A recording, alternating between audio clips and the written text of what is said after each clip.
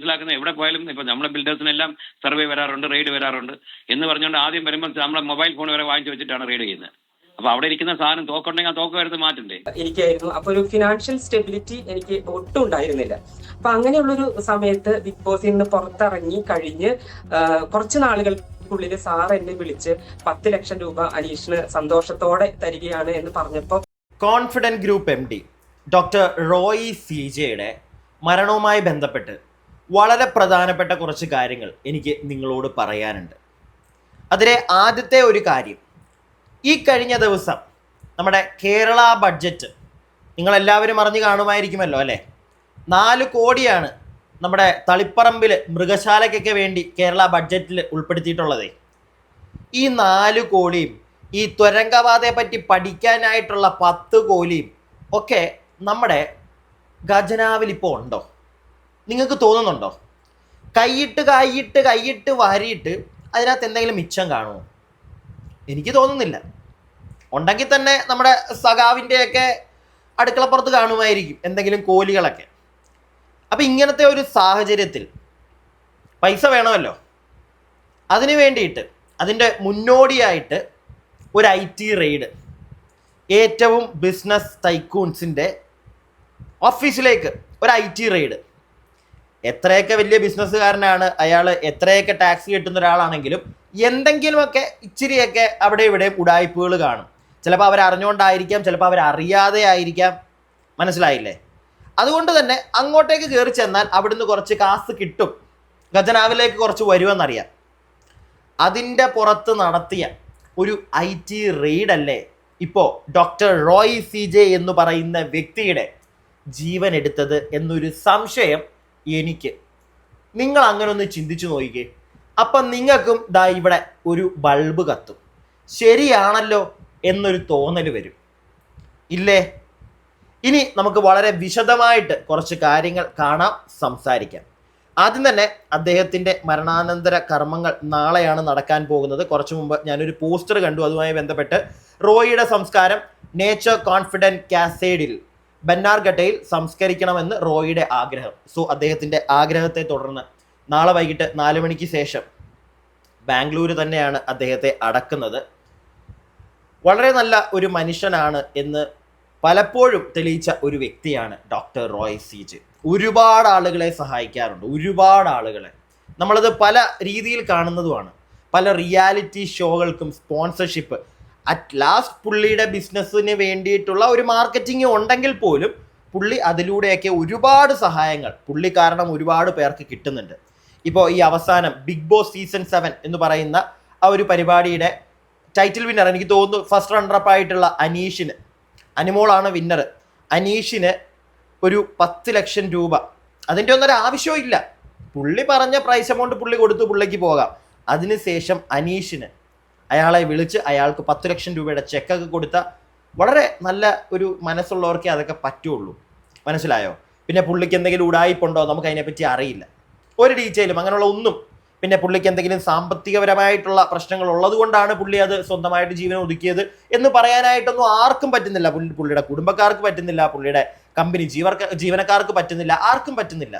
കാരണം അത്രയ്ക്കും വലിയൊരു കോടീശ്വരനാണ്. പിന്നെ ചെറിയ ചെറിയ പ്രശ്നങ്ങൾ എല്ലാ ബിസിനസ്സുകാർക്കും ഉണ്ടാവും, അതൊക്കെ പുള്ളിക്കും കൂടിപ്പോയാൽ കാണുകയേ ഉള്ളൂ എന്നാണ് പുള്ളിയെ അറിയാവുന്ന ആളുകൾ പറയുന്നത്. മനസ്സിലായോ? സോ അങ്ങനെ വലിയ പ്രശ്നങ്ങളൊന്നും ഇല്ലാത്ത ഒരു മനുഷ്യനെ ഇങ്ങനെ ഒരു പരിപാടി ചെയ്യണമെങ്കിൽ പുള്ളി ഇന്നലെ വൈകിട്ട് 3:15 അല്ലെങ്കിൽ എനിക്ക് തോന്നുന്നു ഉച്ചയോടുകൂടി പുള്ളി അവിടെ എത്തി. 3:15 പുള്ളി സ്വയം ജീവൻ എടുത്തത്. സോ കുറച്ച് മണിക്കൂറുകൾ കൊണ്ട് മാത്രം ആ മനുഷ്യൻ്റെ മനസ്സിനെ തകർത്ത് കളഞ്ഞ ആരായിരുന്നു ആ ഒരു ഇൻകം ടാക്സ് റെയ്ഡിൽ ഉണ്ടായിരുന്നത്? അതാണ് എനിക്ക് ചോദിക്കാനുള്ളത്. ഇല്ലെങ്കിൽ എങ്ങനെ അത്രയും കോൺഫിഡൻറ്റോടുകൂടി പുള്ളിയുടെ സോഷ്യൽ മീഡിയ ഇൻസ്റ്റഗ്രാമൊക്കെ ഫോളോ ചെയ്യുന്നവർക്കറിയാം, അത്രയും കോൺഫിഡൻറ്റ് ഗ്രൂപ്പിൻ്റെ ഉടമസ്ഥൻ അത്രയ്ക്കും കോൺഫിഡൻസോട് കൂടിയാണ് പലപ്പോഴും സംസാരിച്ചിട്ടുള്ളത്. പുള്ളിയുടെ പല പല പല ഇൻ്റർവ്യൂകൾ ഇപ്പം ഇങ്ങനെ കുത്തിപ്പൊങ്ങി വരുന്നുണ്ട്, കണ്ടാൽ അറിയാം എന്തോരം കോൺഫിഡൻസോട് കൂടിയാണ്. അങ്ങനെ ഒരു മനുഷ്യൻ ഒരു IT റെയ്ഡിൻ്റെ പേരിൽ ഇല്ലാതെയാകുമോ? അങ്ങനെ ഇല്ലാതെയാകണമെങ്കിൽ ആ മനുഷ്യൻ്റെ മനസ്സിനെ തകർത്ത എന്തായിരുന്നു അവിടെ സംഭവിച്ചിരുന്നത്? പുള്ളിക്ക് അമ്മയോട് സംസാരിക്കണമെന്ന് പറഞ്ഞു, സമ്മതിച്ചില്ല. IT റെയ്ഡ് നടക്കുമ്പോൾ പുള്ളിയുടെ മൊബൈലും ലാപ്പും എല്ലാം മേടിച്ചു വെക്കും. അങ്ങനെ മേടിച്ചു വെക്കുമ്പോൾ പുള്ളിയുടെ പേഴ്സണൽ റിവോൾവർ മേടിച്ചു വെക്കാൻ ആ IT ഉദ്യോഗസ്ഥർക്ക് ബോധമില്ലായിരുന്നു. മേടിച്ചു വെച്ചില്ല. അത് പുള്ളിയുടെ കയ്യിൽ ഇരുന്നുകൊണ്ടായിരിക്കാം പെട്ടെന്ന് ചിലപ്പോൾ പുള്ളിക്ക് അങ്ങനെ ഒരു തോട്ട് വന്നു. ഇല്ലെങ്കിൽ ചിലപ്പോൾ അവിടെ വെച്ചൊന്നും ചെയ്യത്തില്ലായിരുന്നു. വീട്ടിലൊക്കെ ചെന്ന് കഴിയുമ്പോഴത്തേക്ക് പുള്ളിയുടെ ചിലപ്പോൾ മൈൻഡ് അങ്ങ് ക്ലിയർ ആയനെ. ഇത് ചെറിയ നിമിഷ നേരം കൊണ്ട് പുള്ളിക്ക് തോന്നിയ ഒരു തോട്ടിന്റെ പുറത്താണ് പുള്ളി അത് ചെയ്തത്. എന്താണെങ്കിലും പുള്ളിയുടെ മരണവുമായി ബന്ധപ്പെട്ട് നമുക്ക് 1-2 ന്യൂസുകൾ കാണാം, കുറച്ച് കാര്യങ്ങൾ പറയാം. അതിൽ വരുന്ന കാര്യങ്ങളൊക്കെ നിങ്ങൾ ശ്രദ്ധിക്കണം. കൂടാതെ നമ്മുടെ ബിഗ് ബോസിലെ അനീഷ് കുറച്ച് കാര്യങ്ങൾ പറയുന്നത് കേട്ടു ഇമോഷണൽ ആയിട്ട്. ഇത് അനീഷ് മാത്രം പറയുന്നതല്ല, പുള്ളിയെ അറിയാവുന്ന ഓരോ വ്യക്തികളും ഇങ്ങനെയൊക്കെ തന്നെയാണ് സംസാരിക്കുന്നത്. പുള്ളിയുടെ ഒരു സുഹൃത്ത്, ഒരു ബിസിനസ്സുകാരൻ, അദ്ദേഹം പറയുന്ന കുറച്ച് കാര്യങ്ങളുണ്ട്. നമുക്ക് അതിൽ നിന്ന് തന്നെ തുടങ്ങാം, എന്നിട്ട് ബാക്കി കാര്യങ്ങളിലേക്ക് പോകാം. എത്രയോ വർഷം മുമ്പ് ബിൽഡറായ ഒരാളാണ്, ഇന്നലെ ആയതല്ല. ഏകദേശം 10-30 വർഷമായിട്ട് പുള്ളി ബിൽഡിംഗ് ഇൻഡസ്ട്രി കിടന്ന് പ്രവർത്തിക്കുന്ന ആളാണ്. അപ്പം അങ്ങനെ വരുമ്പം ഈ ബേസിക്കായിട്ട് നമ്മൾ ക്രിഡായുടെ മെമ്പർ 2008 മുതൽ ക്രിഡായ് മെമ്പറാണ്. 2008 മുതൽ ബാംഗ്ലൂരിലെ മെമ്പറാണ്. അപ്പോൾ അവിടുത്തെ മെമ്പറായിട്ട് ഇപ്പോഴും നിലവിൽ നിൽക്കുന്ന ഒരു മെമ്പറാണ്. നല്ല രീതിയിൽ പ്രോജക്ട്സ് ചെയ്യുന്നുണ്ട്, നമ്മളെ നല്ല രീതിയിൽ കാര്യങ്ങൾ ചെയ്യുന്ന ഒരാളാണ്. അപ്പം അങ്ങനെ വരുമ്പോൾ നമ്മൾ കാണുന്നത് അതേ ഒരു NRI എമിറേറ്റ്സ് ഹില്ലിലാണ് താമസിക്കുന്നത്. ദുബായിൽ ഏറ്റവും വലിയ സ്ഥലത്തുള്ള അദ്ദേഹം ചെയ്യുന്ന കുറേ ഫിലൻട്രോപ്പിക് ആക്ടിവിറ്റി, സ്കോളർഷിപ്സ് ആയിട്ട് കൊടുക്കുന്നുണ്ട്, മെഡിക്കൽ സപ്പോർട്ട് കൊടുക്കുന്നുണ്ട്, പല സ്പോൺസർഷിപ്സ് കൊടുക്കുന്നുണ്ട്. ഇതെല്ലാം അദ്ദേഹം ചെയ്യുന്നുണ്ട്. ഇപ്പം വെറുതെ നമ്മൾ സ്വാർത്ഥത പോലെ നമ്മൾ മാത്രം കാശുണ്ടാക്കി ജീവിക്കുന്ന ഒരാളല്ല. അപ്പം നമ്മൾ അദ്ദേഹം ചെയ്യുന്ന നല്ല കാര്യങ്ങളും കൂടെ കണ്ടിട്ട് നമ്മളിപ്പം ഇത്രയും വർഷം അവർ ബിസിനസ് ചെയ്തപ്പം സംസ്ഥാന സർക്കാരും കേന്ദ്ര സർക്കാരിനൊക്കെ നല്ല രീതിയിൽ വരുമാനം കിട്ടിയിട്ടുണ്ടല്ലോ. അപ്പോൾ ഒരു സുപ്രഭാതത്തിന് പെട്ടെന്ന് വന്നിട്ട് അദ്ദേഹത്തിന് ചോദ്യം ചെയ്യുന്നു, അദ്ദേഹത്തിന് ഇൻകം ടാക്സ് റെയ്ഡോ അല്ലെങ്കിൽ എൻഫോഴ്സ്മെന്റ് റെയ്ഡ് വരുന്നു, കംപ്ലീറ്റ് ചോദ്യം ചെയ്യുന്നു. ചോദ്യം ചെയ്യുമ്പം അവർ കൊണ്ടുവരുന്ന മാനസികമായിട്ടുള്ള സമ്മർദ്ദനം വരുമ്പം അവർ മനസ്സിലാക്കി താങ്ങാൻ പറ്റാത്ത സ്റ്റേജ് വരുമ്പോൾ അവരുടെ പുറത്ത് കാണുന്ന ഒരു ഗുഡ് വില്ല് പോകുന്നതിന് കാണുമ്പം ചിലപ്പോൾ അത് അദ്ദേഹത്തിന് ആ വീക്ക് മൊമെന്റിൽ പറ്റിപ്പോയതാ. സാറിന് ഒരു തോക്കൊന്നും ആരും ഓഫീസിൽ വെക്കാറില്ല. ഇത് എന്തുകൊണ്ട് തോക്ക് വെച്ചെന്ന് എനിക്കറിയില്ല. കാര്യം ചിലപ്പോൾ അദ്ദേഹത്തിന് പേഴ്സണൽ പ്രൊട്ടക്ഷന് വേണ്ടി പേഴ്സണൽ ആയിട്ടുള്ള ലൈസൻസ് ഉള്ള തോക്ക് കൈ കാണുമായിരിക്കും. പക്ഷെ നോർമലായിട്ട് ഞാൻ മനസ്സിലാക്കുന്നത് എവിടെ പോയാലും ഇപ്പം നമ്മുടെ ബിൽഡേഴ്സിനെല്ലാം സർവേ വരാറുണ്ട്, റെയ്ഡ് വരാറുണ്ട് എന്ന് പറഞ്ഞുകൊണ്ട് ആദ്യം വരുമ്പോൾ നമ്മളെ മൊബൈൽ ഫോൺ വരെ വാങ്ങിച്ചു വെച്ചിട്ടാണ് റെയ്ഡ് ചെയ്യുന്നത്. അപ്പൊ അവിടെ ഇരിക്കുന്ന സാധനം തോക്കുണ്ടെങ്കിൽ ആ തോക്ക് വരുന്നത് മാറ്റണ്ടേ? ഞാനും അതാണ് നേരത്തെ ചോദിച്ചത് അല്ലേ. കയറി ഒരു ഇൻകം ടാക്സ് റെയ്ഡ് വരുമ്പോൾ അവിടെ ഇരിക്കുന്ന ഫോണുകളായിക്കോട്ടെ ലാപ്ടോപ്പുകളായിട്ട് ഒന്നും കൊടുക്കില്ല, പേഴ്സണൽ കാര്യങ്ങളൊക്കെ മേടിച്ചു വെക്കും. സോ അങ്ങനെ മേടിച്ചു വെക്കുമ്പോൾ ഇദ്ദേഹത്തിന് ഒരു റിവോൾവർ ഉണ്ടെങ്കിൽ അതും മേടിച്ചു വെക്കേണ്ടതല്ലേ? എന്തുകൊണ്ട് അത് ചെയ്തില്ല? ഇനി അത് പോട്ടെ, അതങ്ങോട്ട് മാറ്റി വെക്കൂ. ഈ ഒരു സുഹൃത്ത്, ഒരു ബിസിനസ്സുകാരൻ തന്നെയാണ് ഈ സംസാരിക്കുന്നത്. അദ്ദേഹത്തിന്റെ പ്രൈവസിയെ മാനിച്ച് ഞാൻ അദ്ദേഹത്തിന്റെ പേരോ കാര്യങ്ങളോ ഒന്നും പറയുന്നില്ല. സോ അദ്ദേഹം പറയുന്നത് പോലെ ഇൻകം ടാക്സ് റെയ്ഡ് അത് ആർക്ക് വേണമെങ്കിലും എപ്പോൾ വേണമെങ്കിലും വരാം. അദ്ദേഹം വലിയൊരു ബിസിനസ്സുകാരനാണ്. കേരളത്തിന് അല്ലെങ്കിൽ കേന്ദ്ര സർക്കാരിനൊക്കെ പുള്ളിയെ കൊണ്ട് ഒരുപാട് ഗുണങ്ങളുണ്ടേ, ഇല്ലേ? ഒരുപാട് ഗുണങ്ങൾ സാധാരണക്കാർക്ക് മാത്രമല്ല, സർക്കാരിന് പോലും പുള്ളിയെ കൊണ്ട് ഗുണങ്ങളുണ്ട്, ഇവിടുത്തെ നേതാക്കന്മാർക്ക് പോലും. സോ അങ്ങനെ ഒരു വ്യക്തി ആയതുകൊണ്ട് തന്നെ പുള്ളിക്ക് ഇൻകം ടാക്സ് റെയ്ഡ് വരാതിരിക്കാൻ അങ്ങനല്ല, വരും. അല്ലെങ്കിൽ അങ്ങനെ ഒരു വ്യക്തിയാണ് അതുകൊണ്ട് ഇൻകം ടാക്സ് റെയ്ഡ് വരരുത് എന്ന് പറയാൻ പറ്റില്ല, വരും. പക്ഷെ ആ ഇൻകം ടാക്സ് റെയ്ഡ് അത് നടത്തേണ്ട ഒരു രീതിയുണ്ട്. 3 ദിവസമായിട്ട് അവിടെ കയറി ഇറങ്ങി നടക്കുക. എന്തുവാ ഇത്? എല്ലാം പോട്ടെ, ഇന്നലെ ആ മനുഷ്യന്റെ ജീവനില്ലാത്ത ശരീരം ആ ഓഫീസിൽ നിന്ന് കൊണ്ടുപോകുമ്പോഴെങ്കിലും, ആ ഒരു നിമിഷമെങ്കിലും കൊണ്ടുപോകുമ്പോഴെങ്കിലും ഇവർക്ക് നിർത്താമായിരുന്നു ആ പരിശോധന. എന്നിട്ടും നിർത്തിയില്ല. ആക്രാന്തം, ജോലിയോടുള്ള ആത്മാർത്ഥത നിർത്തിയില്ല. വൈകുന്നേരം 6:30-ക്കാണ് ഇറങ്ങിയത്. ഇന്നും ഇൻകം ടാക്സ് ഉദ്യോഗസ്ഥരോടാണ്, ഇന്നും പോയി റെയ്ഡ് ചെയ്യ്, ഇന്നും എന്നിട്ട് ഒപ്പിക്ക്, കിട്ടാവുന്നതെല്ലാം എഴുതി കൂട്ട്, ഒരു 10-15 രൂപ 30 കോടി അങ്ങോട്ട് എഴുതി കൊടുക്ക്. കേരളത്തിൽ കുറെ നല്ല കാര്യങ്ങൾ ചെയ്യണ്ടേ? കേരളത്തിൽ മൃഗശാല ഉണ്ടാക്കണ്ടേ? ഇതൊക്കെ പൊക്കിക്കൊണ്ട് വന്നിട്ട് കേരളത്തിൽ ആർക്കെങ്കിലും എന്തെങ്കിലും ഗുണം ഉണ്ടാവുമോ? ഒരു മനുഷ്യന്റെ ജീവൻ വെച്ചിട്ട് നീയൊക്കെ ഉണ്ടാക്കുന്നതാ, എന്തെങ്കിലും ഗുണം ഉണ്ടാവുമോ? നിന്റെയൊക്കെ നേതാക്കന്മാർ തന്നെ അണ്ണാക്കിലോട്ട് മിഴുകത്തില്ലേ? അറിയാൻ പാടില്ലാണ്ട് ചോദിക്കുക. എൻ്റെ ഒരു സംശയം കേട്ടോ ഞാൻ ഈ പറയുന്നത്. നിങ്ങൾക്ക് തോന്നിയിട്ടുണ്ടെങ്കിൽ നിങ്ങളുടെ അഭിപ്രായങ്ങൾ താഴെ കമന്റ് ബോക്സിൽ എന്താണെങ്കിലും പറയണേ. പിന്നെ വീഡിയോ ആദ്യമായിട്ട് കാണുന്ന ആരെങ്കിലും ഒക്കെ ഉണ്ടെങ്കിൽ ഒന്ന് ചാനൽ സബ്സ്ക്രൈബ് ചെയ്യുക, നമ്മുടെ ലൈക്ക് ഒക്കെ ചെയ്യുക. കൂടാതെ കമന്റ് ബോക്സിലൂടെ ഹൈപ്പ് വീഡിയോ അതിലും ഒന്ന് ക്ലിക്ക് ചെയ്യുക. നമുക്ക് ബാക്കി കേൾക്കാം. അപ്പൊ അങ്ങനെ ഒരു കാര്യമൊന്നും ചെയ്തതായിട്ട് ഞാൻ കാണുന്നില്ല. പക്ഷെ എനിക്ക് തോന്നുന്നത് ഇത് ഒരു റോങ് മെസ്സേജ് ആണ്. കാര്യം നമ്മളൊരു സ്ഥലത്ത് ഇന്ത്യയിൽ ഇൻവെസ്റ്റേഴ്സിനെ വിളിച്ച് കൊണ്ടുവരുന്ന സ്ഥലത്ത് ഇന്ത്യയിലെ ഒരു ഇൻവെസ്റ്റർ പ്രത്യേകിച്ച് വന്നിട്ട് ഇത്രയും വർഷം നല്ല രീതിയിൽ ചെയ്യുന്ന ഒരാളിനെ പെട്ടെന്ന് പുള്ളി സൂയിസൈഡ് ചെയ്യേണ്ട സ്റ്റേജ് എത്തിക്കുന്ന പറയുന്നത് നമ്മൾ ഇന്ത്യക്ക് ഒരു ബാഡ് ഇമേജ് ആണത്. പ്രത്യേകിച്ച് കേരളത്തിലുള്ളവർക്ക് നമുക്ക് ഒരു മലയാളി ഇത്രയും നല്ല രീതിയിൽ സീറോ ഡെറ്റ് കമ്പനിയാണ് അദ്ദേഹം എപ്പോഴും അഡ്വർടൈസ് ചെയ്യുന്നത്. ഒരു കടം പോലും ഇല്ലാതെ നടത്തുന്ന കമ്പനി എന്നുള്ള പരസ്യം കൊടുക്കുന്ന ഒരാൾ, ധൈര്യമായിട്ട് കൊടുക്കുന്ന ഒരു വ്യക്തിയാണ് അദ്ദേഹം. അപ്പൊ അങ്ങനെ ഒരാൾ ഇത് ചെയ്യുന്നെന്ന് പറയുന്നത് നമുക്ക് ഒരിക്കലും ആലോചിക്കാൻ പറ്റില്ല. തീർച്ചയായും അത് തന്നെയാണ്. അദ്ദേഹത്തിന് ഏതെങ്കിലും തരത്തിലുള്ള ഒരു പ്രതിസന്ധി ബിസിനസ്സിൽ ഉള്ളതായി താങ്കൾ മനസ്സിലാക്കുന്നുണ്ടോ? ബിസിനസ്സിൽ എല്ലാവർക്കും വരാണ്. എന്തെന്ന് പറഞ്ഞാൽ ബിസിനസ്സിന് പറയുന്ന കാര്യം, നമ്മൾ അകത്ത് ഓഡിറ്റ് നടക്കുമ്പോൾ അല്ലെങ്കിൽ പരിശോധന നടക്കുമ്പം നമ്മൾ കറക്റ്റ് ആണെന്ന് പറഞ്ഞ് ഫയൽ ചെയ്യുന്ന ഇൻകം ടാക്സ് പോലും തെറ്റാണ് ഇൻകം ടാക്സ് ബോധിപ്പിച്ച് തരുന്ന സാഹചര്യങ്ങൾ ഉണ്ടാവാറുണ്ട്. ഓഡിറ്റേഴ്സ് പറയും ഇതെല്ലാം കറക്റ്റ് ആണ്, നമ്മൾ ഒപ്പിടാൻ പറയുന്നത് ഒപ്പിട്ട് കൊടുക്കുന്നു. പിന്നെ നമ്മളെല്ലാം മൈന്യൂട്ട് ഡീറ്റെയിൽസിലോട്ട് പോകുന്നു. എന്നിട്ട് ഇന്ന ആക്ട് തെറ്റിപ്പോയി, ഇന്ന റിട്ടേൺസ് ഡിസലവ് ചെയ്തു, നിങ്ങൾ ഇത്രയും കോടി രൂപ അടയ്ക്കണമെന്ന് പറയുമ്പോഴാണ് നമ്മൾ ഷോക്ക് ആവുന്നത്. അപ്പോൾ അപ്പോഴാണ് നമ്മൾ മനസ്സിലാക്കുന്നത് ഇതിൻ്റെ അകത്ത് നമ്മൾ കുറച്ചുകൂടെ കാര്യങ്ങൾ മനസ്സിലാക്കണം എന്നുള്ളത് തോന്നുന്നു. കാര്യം അതേ ഒരു ചെയർമാനാണ്, ചെയർമാൻ ലെവലിൽ താഴെ എത്രയോ സ്റ്റാഫ് ഉണ്ട്, സീനിയർ സ്റ്റാഫ് എത്രയോ പേരുണ്ട്. അപ്പൊ അവരെല്ലാം ഓരോ നോക്കിയിട്ടായാലോ ക്ലിയർ ചെയ്ത് വരുന്നത്. അപ്പൊ അതിന് എപ്പോഴും നമ്മൾ വരുന്നത് ആൻസറബിൾ ആയിട്ട് വരുന്ന MD യോ ചെയർമാനോ ഒക്കെ ആയിരിക്കും. അപ്പൊ അദ്ദേഹത്തിനും പറ്റിയിരിക്കുന്ന അതാണ്. കാര്യം അദ്ദേഹം വന്ന് അദ്ദേഹത്തിന് ശരിക്കും ഹെറസ് ചെയ്തു, അദ്ദേഹത്തിനെ ശരിക്കും ചോദ്യം ചെയ്ത് ഒരു സ്റ്റേജ് കൊണ്ടുവന്നിട്ട് അദ്ദേഹത്തിന് താങ്ങാൻ പറ്റാതെ വന്നപ്പം അദ്ദേഹം ചെയ്യേണ്ടി വന്നെന്നുള്ളത് അത് ഭയങ്കര നിർഭാഗ്യമായിപ്പോയി.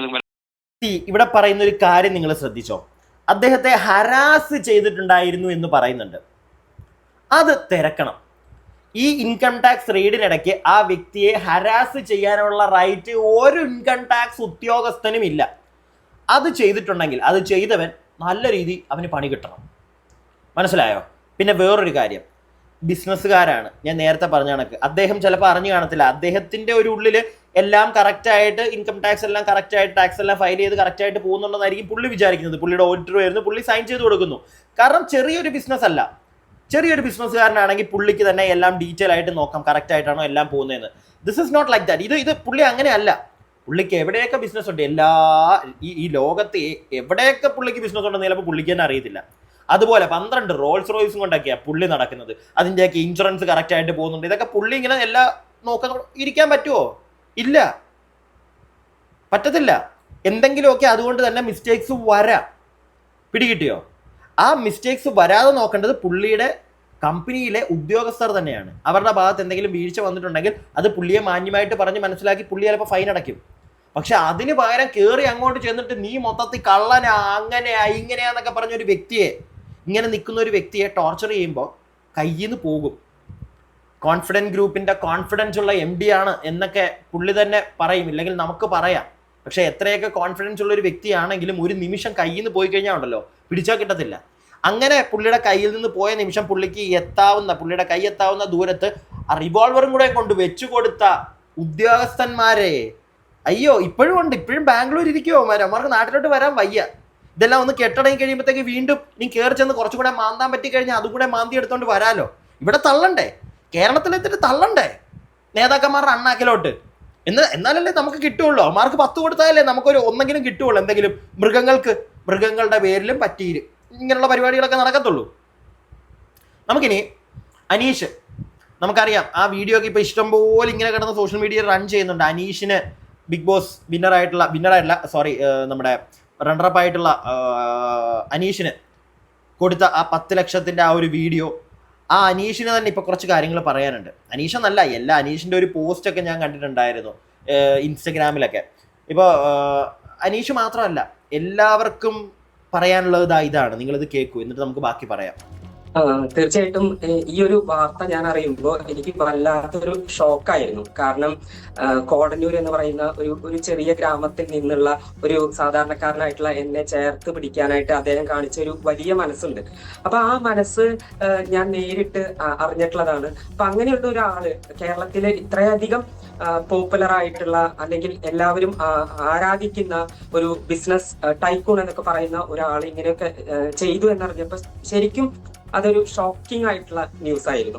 എന്നെ സംബന്ധിച്ചിടത്തോളം ഞാൻ ബിഗ് ബോസ് കഴിഞ്ഞ് വീട്ടിലെത്തിയപ്പോൾ ഒരുപാട് ആളുകൾ എന്റെ വീട്ടിലേക്കും അതുപോലെ തന്നെ എന്റെ ഫോണിലേക്കും ഒക്കെ വിളിച്ച് സംസാരിക്കുന്നുണ്ടായിരുന്നു. അവരൊക്കെ പറയുന്നുണ്ടായിരുന്ന ഒരു കാര്യം, ഞങ്ങളുടെ മനസ്സിൽ അനീഷ് വിജയിക്കും എന്നുള്ളതായിരുന്നു. അതുപോലെ അനീഷിന് വേണ്ടിയിട്ടാണ് വോട്ട് ചെയ്തത്. അങ്ങനെ എല്ലാവരും എന്നെ പരിചയപ്പെടുന്ന ഭൂരിഭാഗം ആളുകളും എന്നോട് അങ്ങനെയാണ് പറഞ്ഞുകൊണ്ടിരിക്കുന്നുണ്ടായിരുന്നത്.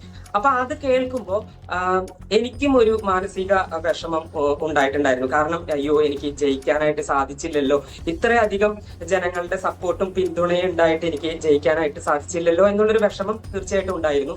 അതുകൂടാതെ ഞാൻ ഈ ഷോയ്ക്ക് വേണ്ടി പോകുമ്പോൾ അധികം ആരും തന്നെ എന്നെ അറിയുന്നുണ്ടായിരുന്നില്ല.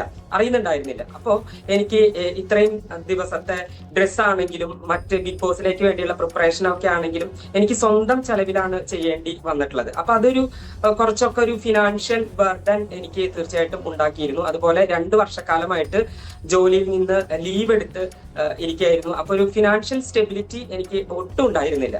അപ്പൊ അങ്ങനെയുള്ളൊരു സമയത്ത് ബിഗ് ബോസിൽ നിന്ന് പുറത്തിറങ്ങി കഴിഞ്ഞ് കുറച്ച് നാളുകൾക്കുള്ളിൽ സാർ എന്നെ വിളിച്ച് 10 ലക്ഷം രൂപ അനീഷിന് സന്തോഷത്തോടെ തരികയാണ് എന്ന് പറഞ്ഞപ്പോ കിട്ടുന്ന ഒരു സന്തോഷം എന്ന് പറയുന്നത് തീർച്ചയായിട്ടും വളരെ വലുതായിരുന്നു. അത് മനസ്സിലാക്കാം, അത് ഏതൊരു വ്യക്തിക്ക് മനസ്സിലാക്കാം അല്ലേ? നിങ്ങൾക്ക് മനസ്സിലാവുന്നില്ലേ? സാധാരണക്കാരൻ എന്നൊക്കെ ഇന്നും അനീഷ് പറയുന്നതിനോട് ഞാൻ യോജിക്കുന്നില്ല. ഇന്ന് വെറും ഒരു സാധാരണക്കാരനല്ല അനീഷ്. പക്ഷേ എന്തൊക്കെയാണെങ്കിലും അന്ന് വന്നപ്പോൾ ഒരു സാധാരണക്കാരൻ ടൈറ്റിലായിരുന്നല്ലോ. ഓക്കെ, അങ്ങനെയുള്ള അനീഷിന് ഒരു 10 ലക്ഷം രൂപ അദ്ദേഹം കൊടുത്തു. അദ്ദേഹത്തിന് അതിൻ്റെ ഒരു ആവശ്യമില്ല. ഓൾറെഡി ബിഗ് ബോസ് എന്ന് പറയുന്ന ഒരു ഷോയിൽ അദ്ദേഹം പ്രൈസ് മണി കൊടുത്ത് അദ്ദേഹത്തിന് മാർക്കറ്റ് ചെയ്ത് കഴിഞ്ഞു. എന്നിട്ടും എക്സ്ട്രാ ഒരു ബൂസ്റ്റും അദ്ദേഹം ഉദ്ദേശിച്ച് കാണും. എന്തൊക്കെയാണെങ്കിലും ഈസ് എ ബിസിനസ് മാൻ. മനസ്സിലായോ? പുള്ളി ചെയ്യും, ഒരുപാട് നല്ല കാര്യങ്ങൾ ചെയ്യും. പക്ഷെ അതിൻ്റെ ഇടയ്ക്കൂടെ പുള്ളിക്ക് എന്തെങ്കിലും ഗുണം വേണ്ടേ? ഈ കൊടുക്കുന്ന മാത്രം പോരല്ലോ, പുള്ളിക്കും തിരിച്ചു വേണ്ടേ? സോ പുള്ളി ചെറുതായിട്ട് അനീഷിനെ സന്തോഷിപ്പിച്ചു, കോൺഫിഡൻറ്റ് ഗ്രൂപ്പ് എന്ന പേരും ഉയർത്തി.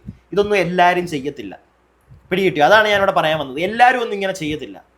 അവിടെ അനീഷിനും മനസ്സ് നിറഞ്ഞു. അനീഷ് തന്നെ പറയുന്നത് കേട്ടല്ലോ, പുള്ളി ഒരുപാട് കാശൊക്കെ ഇൻവെസ്റ്റ് ചെയ്ത് പോയതാണ്. പിന്നെ വരുന്ന എല്ലാവരും നമുക്കറിയാം, നമ്മളൊക്കെ ബിഗ് ബോസ് വീഡിയോസ് കണ്ട് റിയാക്ട് ചെയ്ത വ്യക്തികളാണ്. സോ ആ സമയത്ത് അനീഷിന് ഫസ്റ്റ് പ്രൈസ് കിട്ടിയില്ലല്ലോ, അതിന് സങ്കടം പറയുന്ന ഒരുപാട് ആളുകളുണ്ടായിരുന്നു. അത് അനീഷിൻ്റെ അടുക്കിലേക്ക് ചെല്ലുമ്പോൾ അനീഷിന് കൂടുതൽ വിഷമമാവും. അയ്യോ, ഞാൻ ഇത്രയും പൈസ മുടക്കി പോയതാണല്ലോ, എനിക്ക് കിട്ടിയില്ലല്ലോ. സോ അങ്ങനെ ഇരിക്കുന്ന ഒരു അവസരത്തിൽ ഒരു ദൈവത്തെ പോലെ എന്നൊക്കെ വേണമെങ്കിൽ പറയാം, ചെന്ന് സഹായിച്ചൊരു വ്യക്തി മറക്കാൻ കഴിയില്ല അനീഷിന് ഒരിക്കലും. അത് നമുക്ക് എല്ലാവർക്കും മനസ്സിലാവും അല്ലേ? നമുക്കാണെങ്കിലും പുള്ളി എന്തെങ്കിലും ചെയ്തു കണ്ടിട്ടുണ്ടെങ്കിൽ നമുക്ക് പെട്ടെന്ന് അങ്ങനെ മറക്കാൻ പറ്റുമോ പുള്ളിയെ? എനിക്ക് തോന്നുന്നില്ല. സോ അനീഷ് മാത്രമല്ല, അനീഷിനെ പോലെ ഒരുപാട് ആളുകൾ, ഇപ്പം ആന്റണി പെരുമ്പാവൂർ സംസാരിക്കുന്നത് ഞാൻ കേട്ടു. ആർക്കും അങ്ങോട്ട് വിശ്വസിക്കില്ല. എന്തിനാ ഈ വാർത്ത? എന്നെ ഒരു ഫ്രണ്ട് വിളിച്ച് പറയുമ്പോൾ ഞാൻ പോലും ഒന്ന് ഞെട്ടിപ്പോയി. ഡോക്ടർ റോയ് സീജോ എന്ത് കാര്യത്തിന് പുള്ളി? ഇനി പെട്ടെന്ന് നമുക്ക് ഒരു IT റൈഡിന്റെ പേരിൽ പുള്ളി അങ്ങനെ ചെയ്യുമെന്നോ ഫസ്റ്റ് ഞാൻ തിങ്ക് ചെയ്യുന്നതല്ല. എന്നോട് ഡോക്ടർ റോയ് CJ വെടിവെച്ച് തീർന്നു എന്ന് പറയുമ്പോഴത്തേക്ക് ഫസ്റ്റ് എനിക്ക് തോന്നിയത്, എൻ്റെ മനസ്സിലേക്ക് വന്നത്, ദൈവമേ ഇനി വല്ല അവിഹിതം അതിൻ്റെ വല്ല പ്രശ്നങ്ങളും ആണോ, ഇനി അതായിരിക്കുമോ എന്ന എൻ്റെ മനസ്സിൽ ആദ്യമേ പോയത്. പക്ഷെ ഒരിക്കലും അദ്ദേഹത്തെ പോലെ ഒരാൾ IT റൈഡിന്റെ പേരും പറഞ്ഞ് ഇപ്പോഴും വിശ്വസിക്കാൻ പറ്റുന്നില്ല. അങ്ങനെ ആ മനുഷ്യൻ ചെയ്തിട്ടുണ്ടെങ്കിൽ ആ മനുഷ്യനെ എന്തോ വളരെ കുറച്ച് നിമിഷങ്ങൾ കൊണ്ട് പുള്ളിയെ തകർക്കാവുന്ന എന്തോ ഒന്ന് അവിടെ സംഭവിച്ചിട്ടുണ്ട്. പിടികിട്ടിയോ? എനിക്ക് അങ്ങനെ തന്നെയാണ് ഇപ്പോഴും വിശ്വസിക്കാൻ തോന്നുന്നത്. നമുക്കിനി വേറൊരു വാർത്തയും കൂടെ നമുക്ക് കേൾക്കാം. അല്പസമയം മുമ്പാണ് ബംഗളൂരുവിലെ ബൗറിംഗ് ഹോസ്പിറ്റലിൽ മോർച്ചറിയിൽ ഇപ്പോൾ അദ്ദേഹത്തിന്റെ മൃതദേഹം പുറത്തേക്ക് എടുത്തത്. അതിനുശേഷം പോസ്റ്റ്മോർട്ടം നടപടികൾ തുടങ്ങി എന്ന വിവരമാണ് ഇപ്പോൾ വരുന്നത്. വിദഗ്ധരായ മുതിർന്ന ഡോക്ടർമാരുടെ സാന്നിധ്യത്തിലാണ് ഈ പോസ്റ്റ്മോർട്ടം നടപടികൾ പുരോഗമിക്കുന്നത് എന്നത് നമ്മൾ മനസ്സിലാക്കുന്നു. കോൺഫിഡന്റ് ഗ്രൂപ്പിന്റെ കുടുംബത്തിന്റെ ഭാഗത്തു നിന്ന് ചില പ്രതിനിധികൾ ഇപ്പോൾ ഈ ആശുപത്രിക്കകത്ത് മോർച്ചറിക്കകത്ത് ഉണ്ട് എന്നതും നമ്മൾ മനസ്സിലാക്കുന്നുണ്ട്. ഒപ്പം തന്നെ പോലീസ് ഉദ്യോഗസ്ഥർ ഇവിടെയുണ്ട്. ഏതായാലും ഈ കേസ് ഇതിനോടകം തന്നെ CID ക്രൈം ഇൻവെസ്റ്റിഗേഷൻ ഡിപ്പാർട്ട്മെന്റ് ഏറ്റെടുക്കുകയും അവർ നടപടിക്രമങ്ങളുമായി മുന്നോട്ട് പോവുകയുമാണ്. മാത്രമല്ല, ഇതുമായി ബന്ധപ്പെട്ട് പ്രാഥമികമായി കോൺഫിഡന്റ് ഗ്രൂപ്പിന്റെ ഭാഗത്തു നിന്ന് നൽകിയ ഒരു പരാതിയുടെ പകർപ്പും നമുക്ക് കിട്ടിയിട്ടുണ്ട്. 5 പേജുള്ള പരാതിയിൽ ഈ സംഭവവുമായി ബന്ധപ്പെട്ട് വിശദമായ അന്വേഷണം വേണം എന്നതാണ് ആവശ്യപ്പെടുന്നത്. ഒപ്പം തന്നെ കുടുംബാംഗങ്ങളുടെ മൊഴി ഇതിനോടകം പോലീസ് രേഖപ്പെടുത്തുകയാണ്. ഹലസൂരിൽ വെച്ചാണ്, ഒരു ഹോട്ടലിൽ വെച്ചാണ് ഇപ്പോൾ കുടുംബാംഗങ്ങളുടെ മൊഴി പോലീസ് രേഖപ്പെടുത്തുന്നത്. നേരത്തെ ഇന്ന് രാവിലെ ഡോക്ടർ റോയിയുടെ സഹോദരൻ ബംഗളൂരുവിലേക്ക് എത്തുകയും വിമാനത്താവളത്തിൽ നിന്ന് നേരിട്ട് മോർച്ചറിയിലേക്ക് ആശുപത്രിയിലേക്ക് വരികയായിരുന്നു. അവിടെ നിന്ന് അദ്ദേഹം ഇപ്പോൾ കുടുംബാംഗങ്ങളോടൊപ്പം ചേരാൻ വേണ്ടി പോയിട്ടുണ്ട്. അദ്ദേഹം എത്തിയതിനു ശേഷം മാത്രമേ നമ്മളത് കണ്ടതാണ്, നിങ്ങളും കണ്ടിട്ടുണ്ടായിരിക്കും. അദ്ദേഹത്തിന്റെ അനിയനോട്, ഡോക്ടർ റോയ് CJയുടെ അനിയൻ രാവിലെ സംസാരിക്കുന്നതൊക്കെ കണ്ടു. അദ്ദേഹം ഇന്ന് എത്തി അദ്ദേഹത്തിനോടും കാര്യങ്ങളൊക്കെ ചോദിക്കുന്നുണ്ട്. അദ്ദേഹത്തിനും ഒരു പിടുത്തവും ഇല്ല. ചേട്ടൻ എന്നെ കാണണമെന്ന് പറഞ്ഞിട്ടുണ്ടായിരുന്നു, പക്ഷെ കാണാൻ പറ്റിയില്ലല്ലോ എന്നൊക്കെ പറഞ്ഞ് ഒരുപാട് വിതുമ്പുന്ന ഒരു അനിയനാണ് എനിക്ക് കാണാൻ പറ്റിയത്. അതുകൊണ്ടാണ് ഞാൻ ആ വീഡിയോ എടുത്ത് കാണിക്കാത്തത്. കാരണം ഒരുപാട് നമ്മൾ പേഴ്സണലായിട്ട് അവരുടെ ഫാമിലിയിലോട്ട് ഇറങ്ങി ചെല്ലണ്ട. പിന്നെ ചെറിയൊരു ഫാമിലി ഒന്നുമല്ല പുള്ളിയുടെ ഫാമിലി, പുള്ളിക്ക് അത്രയും വലുതാണ്. അവരെല്ലാവരും അതുപോലെ സപ്പോർട്ടീവാണ്. അതുകൊണ്ട് തന്നെ CID യെയാണ് ഏൽപ്പിച്ചിരിക്കുന്നത്. മനസ്സിലായോ? CID. ഓക്കെ, അത് തന്നെയാണ് ചെയ്യേണ്ടത്. എന്താണ് എന്നറിയണമെങ്കിൽ ഇവിടുത്തെ സാധാ പോലീസുകാരൊന്നും വിചാരിച്ച നടക്കുമെന്ന് എനിക്ക് തോന്നുന്നില്ലേ. ഒന്നും നടക്കത്തില്ല. അറ്റ്ലീസ്റ്റ് വേറെ ഒരു CID പേഴ്സണലായിട്ട് അവരങ്ങനെ ഏൽപ്പിക്കുമ്പോഴത്തേക്ക് സംതിങ് ബെറ്റർ വിൽ ഹാപ്പൻ എന്നൊരു സാധനം എൻ്റെ മനസ്സിൽ ഇപ്പോൾ തോന്നി. അല്ല, അവരും അങ്ങനെ വെറുതെ വിടത്തില്ലല്ലോ. എന്തിനാണ് ആ മനുഷ്യൻ, അത്രയും സന്തോഷവാനായിട്ടുള്ളൊരു മനുഷ്യൻ, എന്തെങ്കിലും ബിസിനസ്സിലെ ചെറിയ ചെറിയ പ്രശ്നങ്ങൾ ഉണ്ടെങ്കിൽ പോലും ഇങ്ങനെ ചെയ്യേണ്ട ഒരു കാര്യം ഇല്ലാത്തൊരു മനുഷ്യനാണ് പുള്ളിക്ക് അങ്ങനെ വലിയ തകർച്ചകളൊന്നുമില്ല. പിടികിട്ടിയോ? ബിസിനസ്സിനകത്തുള്ള ചെറിയ ചെറിയ പൈസയുടെ പ്രശ്നങ്ങളും ഒക്കെ കാണുമായിരിക്കും. പക്ഷെ ഒരിക്കലും പുള്ളിയെ തന്നെ ഹേർട്ട് ചെയ്യേണ്ട ഒരു അവസരം വരില്ല എന്നാണ് പുള്ളിയെ അറിയാവുന്ന ആളുകൾ പറയുന്നത്. നമുക്ക് ബാക്കി കുറച്ചും കൂടി ഒന്ന് കേൾക്കാം. മൃതദേഹം പിന്നീട് ഏറ്റുവാങ്ങിയ ശേഷം ഇപ്പോൾ പൊതുദർശനം, ഇപ്പോൾ സംസ്കാരം എന്ന കാര്യങ്ങളിലൊക്കെ തന്നെ തീരുമാനം എടുക്കുകയും ചെയ്യും. ഏതായാലും ഇപ്പോൾ പോസ്റ്റ്മോർട്ടം നടപടി ഈ കേസിൽ വളരെ നിർണായകമാണ്. അദ്ദേഹത്തിന്റേത് ആത്മഹത്യ എന്നതാണ് പ്രാഥമികമായി മനസ്സിലാക്കാൻ വേണ്ടി കഴിയുന്നത്. കസേരയിലിരുന്ന് നെഞ്ചിലേക്ക് വെടിയുതിർത്തു എന്നതാണ് ഇതുവരെ വന്നിട്ടുള്ളത്. ഓക്കെ, മതി, കൂടുതൽ ഞാൻ ഇനി കേൾപ്പിക്കുന്നില്ല. കാരണം ഇതിന്റെ കുറച്ചൊരു അപ്ഡേറ്റഡ് ന്യൂസ് ഞാൻ ഈ വീഡിയോ ചെയ്യുന്നതിന് തൊട്ട് മുമ്പ് ഞാൻ കണ്ടു. അതായത് ഉണ്ട ബുള്ളറ്റൊക്കെ എടുത്തിട്ടുണ്ട്. എന്തായാലും നെഞ്ചിൻ്റെ താഴത്ത് നിന്നാണ് എടുത്തിരിക്കുന്നത്. കഴിഞ്ഞു, പ്രൊസീജിയേഴ്സൊക്കെ കഴിഞ്ഞു. ഇനിയിപ്പം നാളത്തേക്കായിരിക്കും ബാക്കിയുള്ള ചടങ്ങുകളൊക്കെ. ഇനിയും ഒരു ബിസിനസ്സുകാരൻ, നിങ്ങൾക്ക് ഓർമ്മയുണ്ടോ എന്നറിയില്ല, ഇതുപോലെ ഒരുപാട് ബിസിനസ്സുകാർ, അറ്റ്ലസ് രാമചന്ദ്രനൊക്കെ മൊത്തത്തിൽ മുങ്ങിപ്പോയൊരു വ്യക്തിയാണ്, സ്വർണ്ണ കച്ചവടക്കാരൻ. കഫേ കോഫിയുടെ CCD കഫേ കോഫിയുടെ അറിയായിരിക്കും, അതിൻ്റെ ഓണറും. ഞാൻ വിശദീകരിക്കുന്നില്ല അതിനെപ്പറ്റി കേട്ടോ. അതിനെപ്പറ്റി വിശദീകരിക്കാൻ ഞാൻ ഇപ്പോഴും നിൽക്കുന്നില്ല. കാരണം അത് വേണ്ട, അത് നമുക്ക് വേറെ തലത്തിലുള്ള പ്രശ്നങ്ങൾ ഉണ്ടാവാൻ സാധ്യത ഉള്ളതുകൊണ്ട് ഞാൻ സംസാരിക്കുന്നില്ല അതിനെപ്പറ്റി. അതിൻ്റെ ഉടമസ്ഥരും ജീവൻ സ്വയം ഒടുക്കിയതാണ്. ഇങ്ങനെ ഒരുപാട് നല്ല ബിസിനസ്സുകാർ സ്വയം പോവുക. ഈ നാട്ടിൽ നിന്ന് പിള്ളേരൊക്കെ കെട്ടുമ്പറക്കി പോകുന്നുണ്ടായിരുന്നല്ലോ. ഈ നാട്ടിൽ നിന്ന് ജീവിക്കാൻ പറ്റത്തില്ല എന്ന് മനസ്സിലായി വിദേശത്ത് പോയി പഠിച്ച് അവിടെ തന്നെ സെറ്റിലാവുന്ന ഒരു കൂട്ടം ആളുകൾ ഉണ്ടായിരുന്നു. ഇപ്പോൾ ദാ ബിസിനസ്സുകാർക്കും ഇവിടെ പറ്റത്തില്ല. ഇവിടെ ഒരു ബിസിനസ്സും വേണ്ട, എല്ലാം കെട്ടിപ്പറക്കി വേറെ എവിടെയെങ്കിലും പോകുന്നതായിരിക്കും ഏറ്റവും നല്ലത്. അവിടെയൊക്കെ ചെയ്തു കഴിഞ്ഞാൽ ഇങ്ങനെ ഇല്ലാതാക്കത്തില്ല, സ്വയം ഇല്ലാതാക്കേണ്ട ഒരു അവസ്ഥ വരത്തില്ല. പക്ഷെ ഇവിടെ അതും സംഭവിപ്പിക്കും, പലർക്കും കൈയിട്ട് വാരിയെടുക്കാൻ. എനിക്ക് അങ്ങനെ തന്നെയാണ് തോന്നുന്നത്. ഞാൻ ഈ പറഞ്ഞത് മുഴുവൻ എൻ്റെ അഭിപ്രായങ്ങളാണ്. നിങ്ങളുടെ അഭിപ്രായങ്ങൾ താഴെ കമൻറ്റ് ബോക്സിൽ. അടുത്ത വീഡിയോ ആയിട്ട് നമുക്ക് എത്രയും പെട്ടെന്ന് കാണാം. അടുത്ത വീഡിയോ ആയിട്ട് കാണുന്നവരേക്കും stay tuned and stay weird.